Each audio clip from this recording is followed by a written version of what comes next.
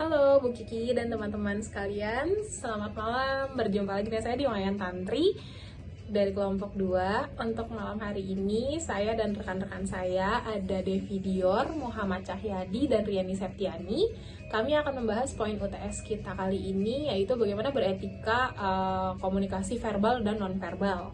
Nah, untuk poin pembahasannya itu kan harus yang menyerempet dengan jurusan kita nih, karena kita jurusan manajemen. Jadi kali ini kami mengangkat topik strategi pemasaran di era pandemi dan new normal. Nah, tapi sebelumnya kita harus pahamin dulu nih, apa itu komunikasi verbal dan komunikasi non-verbal. Untuk komunikasi verbal sendiri, biasanya itu terjadi jika yang berinteraksi itu lebih dari satu orang. Contohnya kayak sekarang, ada saya sebagai pemberi informasi, ada juga Bu Kiki dan teman-teman sekalian sebagai penerima informasinya. Jadi apa yang kita lakukan sekarang adalah komunikasi verbal. Bisa juga dengan chattingan mungkin yang setiap hari kita lakuin sama keluarga, sama teman-teman, sama pacar, sama semuanya deh. Lalu juga ada pidato, ada rapat, terus misalkan ada juga dosen yang ngajar mahasiswa di kelas. Banyak contohnya. Nah, yang kedua ada lagi komunikasi nonverbal. Kalau untuk komunikasi nonverbal ini, biasanya itu komunikasi yang nggak menggunakan kata-kata atau bahasa seperti apa yang saya sampaikan sekarang. Nah, ini tuh biasanya bisa menggunakan gerak-gerik, bisa menggunakan isyarat, bisa menggunakan sentuhan atau penampilan fisik. Banyak contohnya dari komunikasi nonverbal ini. Nah, untuk komunikasi nonverbal ini juga contoh yang paling gampangnya ya, misalkan sebagai lambaian tangan, misalkan melambaikan tangan untuk menyatakan selamat tinggal, itu contoh yang paling gampang, yang paling sederhana. Dan di zaman sekarang juga banyak ya orang yang untuk memperkuat statementnya mereka, memperkuat apa yang lagi mereka katakan, apa yang lagi mereka bicarakan, menggunakan gerak-gerik tubuh.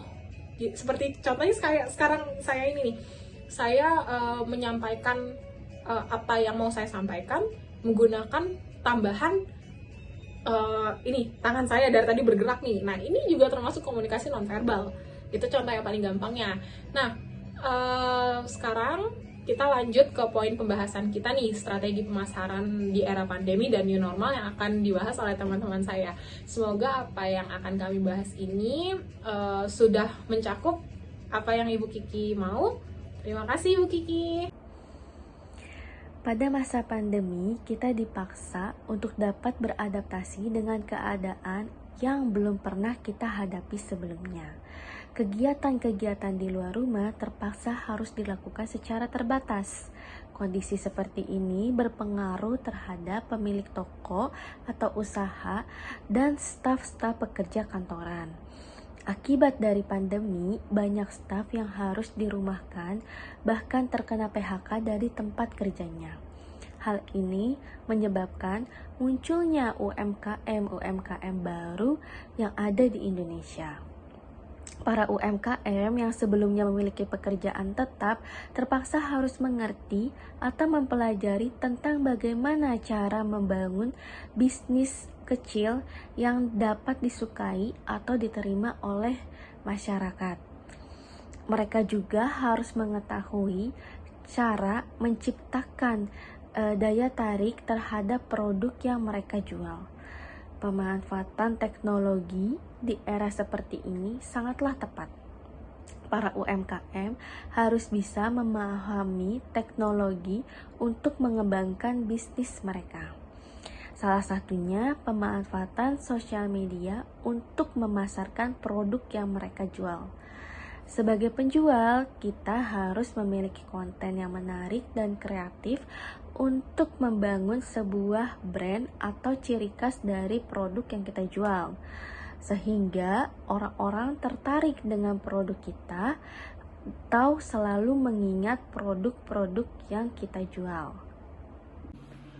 Selamat malam Bu, saya ingin melanjutkan tentang pembahasan dari kelompok kami, yaitu mengenai tentang bagaimana strategi pemasaran yang tepat pada era pandemi seperti sekarang ini. Menurut kelompok kami, salah satu strategi yang tepat dalam mengembangkan sebuah bisnis adalah dengan cara membuat atau menciptakan suatu produk yang unik dan tentunya berguna bagi masyarakat banyak. Menurut kami mengambil salah satu contoh, yaitu menurut kami pada masa pandemi seperti ini, banyak sekali UMKM yang hanya membuka bisnis tanpa memikirkan inovasi ke depannya. Contohnya, banyak sekali UMKM baru yang membuka bisnis, contohnya itu masker kain. Masker kain yang sedang diminati oleh masyarakat, itu banyak sekali UMKM yang melakukan penjualan produk tersebut tanpa memikirkan inovasi ke depannya dan bagaimana cara mereka mengembangkan usaha mereka tersebut. Itu membuat usaha mereka bakalan stuck pada stage yang di situ saja. Menurut kami, dalam membuka suatu usaha, kita harus memiliki bisnis plan yang baik. Harus memikirkan produk lain apa yang akan kita jual selanjutnya. Tidak hanya berpatokan dengan satu produk yang sedang diminati oleh banyak masyarakat gitu. Dan menurut kami, dalam suatu bisnis itu kita harus memiliki tujuan akhir kita itu di mana. Jadi kita tuh nggak boleh hanya nge-stuck untuk penjualan dalam satu produk saja. Kita harus memiliki inovasi tentang produk apa yang akan masyarakat gunakan ke depannya. Jadi secara berkala, tidak hanya dipakai saat pandemi saja, tapi masyarakat itu dapat menyukai produk kita dan dapat melakukan repeat order karena mereka juga membutuhkan produk tersebut di kemudian harinya. Gitu menurut dari kelompok kami, dalam setiap UMKM dan pembisnis harus memiliki pemikiran seperti itu. Jadi nggak hanya menjual produk yang sedang diminati masyarakat saja, tetapi kita harus mengerti apa yang masyarakat butuhkan gitu. Terima kasih Bu, selanjutnya akan dilanjutkan oleh teman saya. Jadi, dengan adanya pandemi ini, mobilitas masyarakat tentunya sangat terbatas.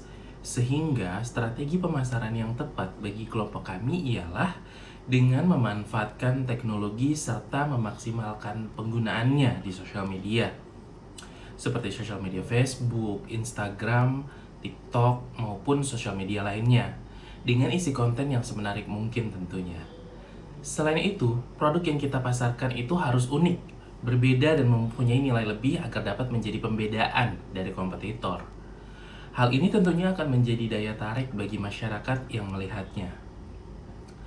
Namun, demikian permasalahan yang terjadi saat ini adalah tidak semua pelaku UMKM di Indonesia dapat menggunakan pemasaran digital secara optimal. Bahkan, masih banyak pelaku UMKM yang belum memanfaatkan teknologi digital dalam menjalankan usahanya. Oleh karena itu, dengan pelatihan strategi pemasaran digital bagi para UMKM Indonesia, hal ini tentunya dapat diharapkan membantu pelaku UMKM dalam memahami dan menerapkan serta mengoptimalisasikan strategi pemasaran digital untuk menjadi UMKM yang unggul tentunya. Sekian pembahasan kelompok kami mengenai strategi pemasaran di era pandemi dan new normal ini. Semoga dapat diterima ya Bu ya. Terima kasih dan sampai jumpa lagi Bu.